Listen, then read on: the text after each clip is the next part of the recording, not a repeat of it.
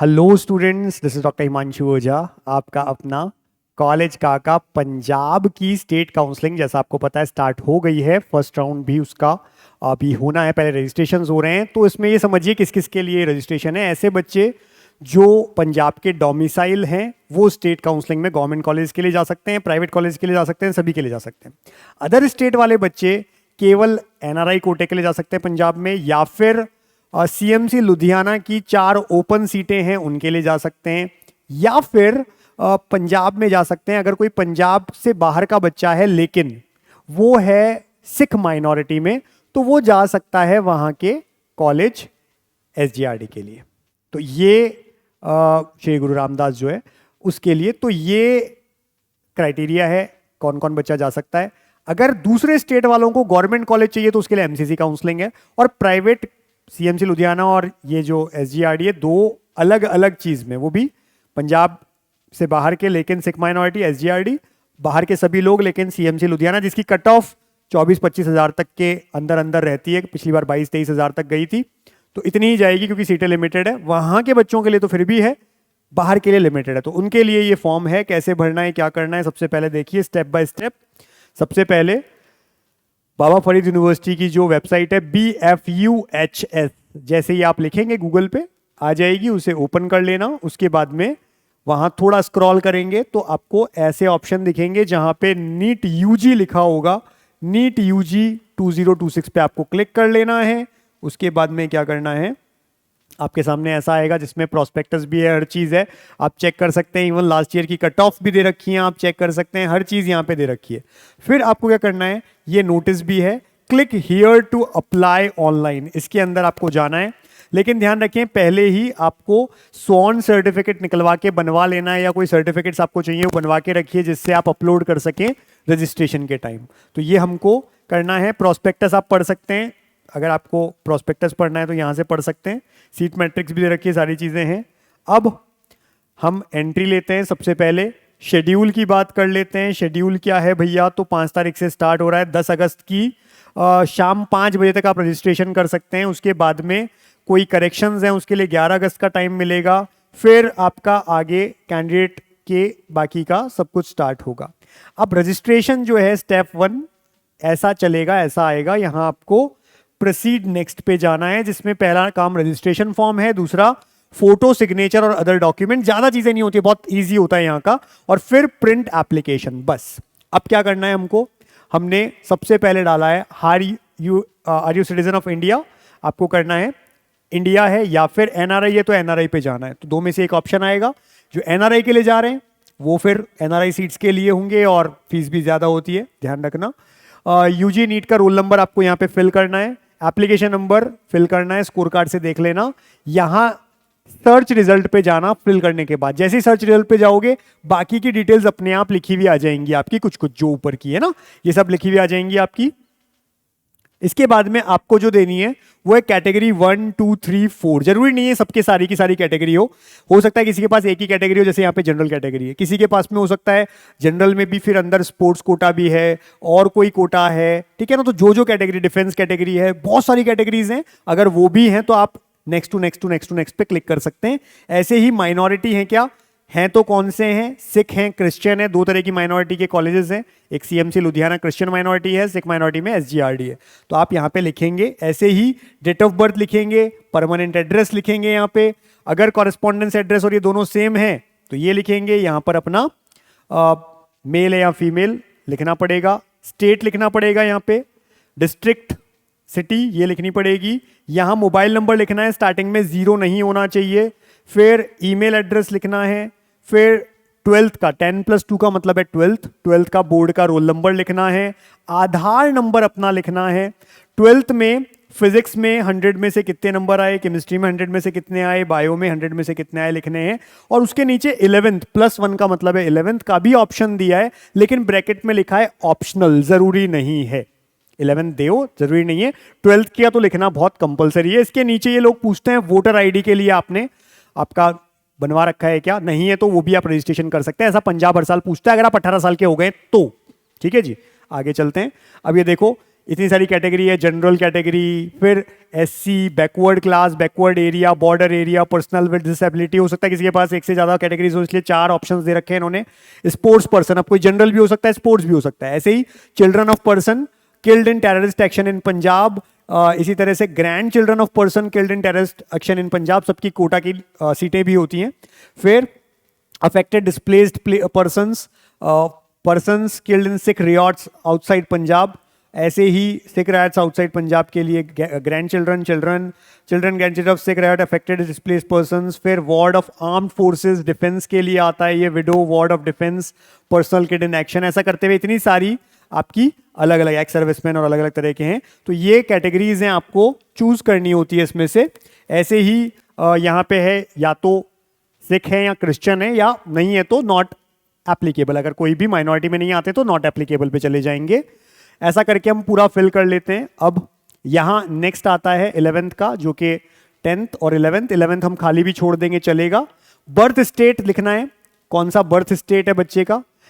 Select birth state, अगर पंजाबी है तो फिर वो एग्जेम्प्ट हो जाता है अपने आप, नहीं तो लिखना होता है। इसी तरह से are you resident of Punjab, वो देना होता है, क्योंकि पंजाब कहता है या तो आपने 11th-12th पंजाब से किया है, या आप रेजिडेंट है, आपके पास डोमिसाइल सर्टिफिकेट है, या फिर आपके पास में बर्थ वहीं का हुआ है। इन 3 में से कोई भी ऑप्शन अपना आएगा तो अपने आप आपको पंजाब का स्टेट कोटा मिल जाएगा। नहीं होगा तो फिर अपने को लगाना पड़ेगा, भाई हम डिफेंस की वजह से यहाँ आए, क्या रीजन है। तो उसके लिए लास्ट में एग्जेम्प्टेड के सर्टिफिकेट्स हैं, उनमें से आपको वो सर्टिफिकेट अपलोड करना पड़ेगा जिस वजह से आप यहाँ के स्टेट में स्टेट कोटा ले रहे हैं। यह भी ध्यान रखना कि पंजाब में अगर कोई स्टेट कोटा लेता है तो किसी भी दूसरे स्टेट का अगर आप गवर्नमेंट कॉलेज के लिए स्टेट कोटा लोगे तो आपको पंजाब निकाल देगा।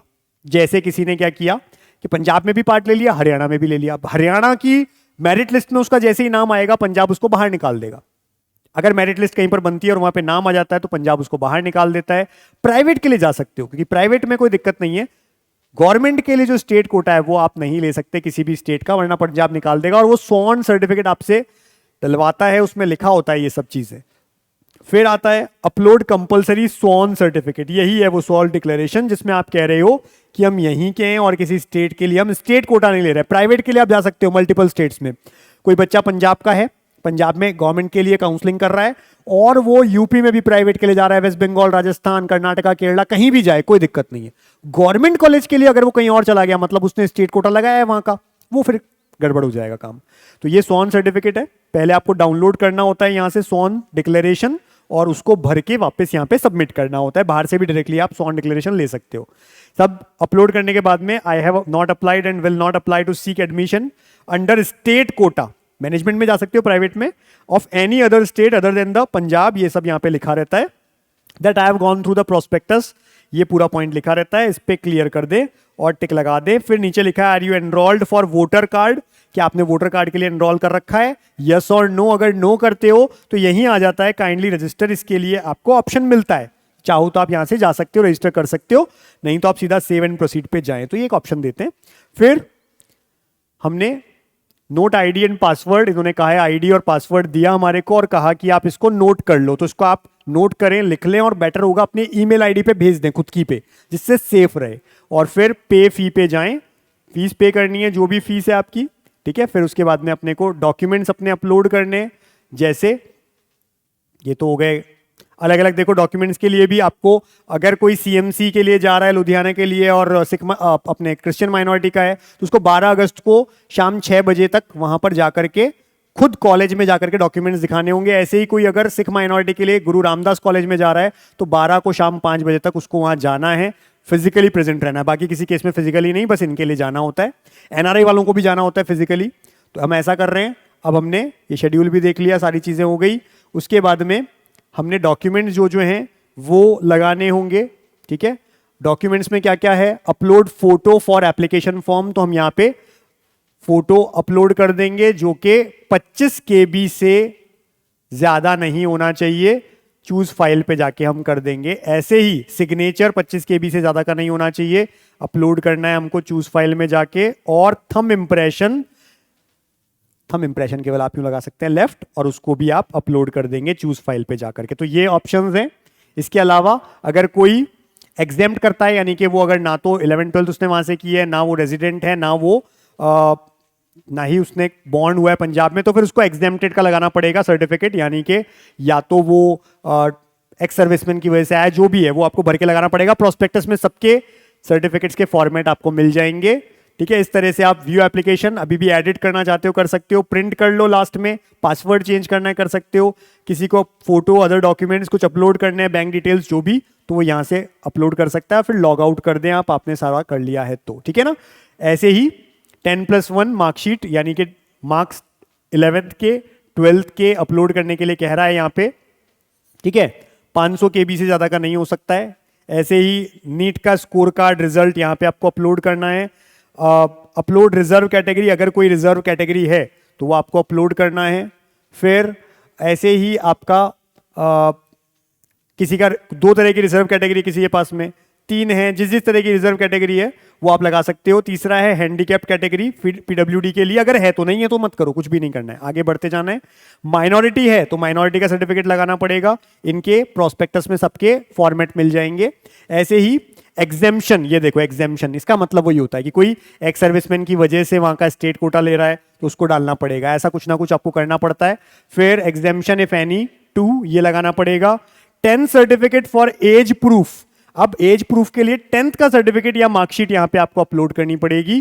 फिर सेल्फ अटेस्टेड स्वॉन डिक्लेरेशन, जो आपने पहले वो लगाया था उसको दूसरी बार यहां पर भी लगा देना है, 2 बार लगा देना है उसे। फिर क्या करना है, सारी चीजें हमने लग दी, अपलोड कर दिया सारी चीजें, अब ओके हो गया, हमारा डन हो गया। ठीक है ना, ऐसे ही अकाउंट डिटेल्स मांग रहा है तो हमने हर एक चीज यहां से किया, अपलोड किया, फिर अदर डॉक्यूमेंट्स अपलोड कर दिए, पहले फोटो कर दिए, अदर कर दिए, अब बैंक डिटेल्स को हम यहां पे अपलोड कर रहे हैं। बैंक होल्डर नेम यहां पे लिखेंगे, अकाउंट नंबर यहां पे लिखेंगे, IFSC कोड अकाउंट नंबर यहां लिखेंगे, बैंक नेम यहां लिखेंगे और बैंक सिटी यहां पर लिखेंगे। ये सब चीजें हम लिख देंगे और 500 KB के अंडर में हम क्या करेंगे, ये अपलोड कैंसल चेक या पासबुक जैसा आप MCC में देखते हो वैसी आपको यहां पे अपलोड कर देनी है। या तो चेक के ऊपर लिख दो कैंसल्ड, बीच में लिखना कोई डिटेल मिस नहीं हो, या फिर क्या करोगे, पासबुक का पहला पेज जिसमें सारी डिटेल्स होती है, IFSC कोड अकाउंट नंबर सब कुछ, वो लगा करके आप चूज फाइल पे जाके अपलोड कर देना। ये होता है, ये सारी चीजें हो गई, डन हो गया।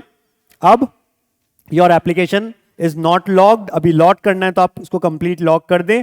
लास्ट डेट तक किसी को अगर किसी ने फीस पे नहीं किया, कुछ भी नहीं किया तो कर सकता है लास्ट डेट से पहले पहले, तो वो कंप्लीट हो जाएगी उसकी। फिर चॉइस फिलिंग का जब टाइम आएगा मेरिट लिस्ट के बाद में तो आप चॉइस फिलिंग कर सकते हैं। तो इस तरह से आप पंजाब का फॉर्म फिल करेंगे।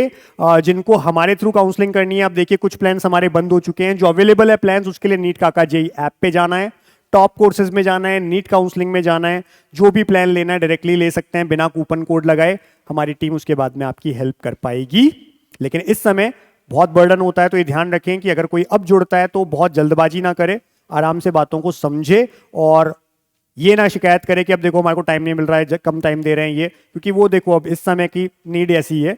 अगर जुड़ना है तो अदरवाइज प्लान 1 लीजिए, 2 लीजिए, जहां पर नॉर्मल आपको चैट करनी होती है, बात नहीं करनी होती, तो वहां पे आपको पूरा टाइम मिल जाता है, आंसर लगातार टीम करती रहती है। Wish you all the best कि आपको एक अच्छा कॉलेज मिले। Thank you.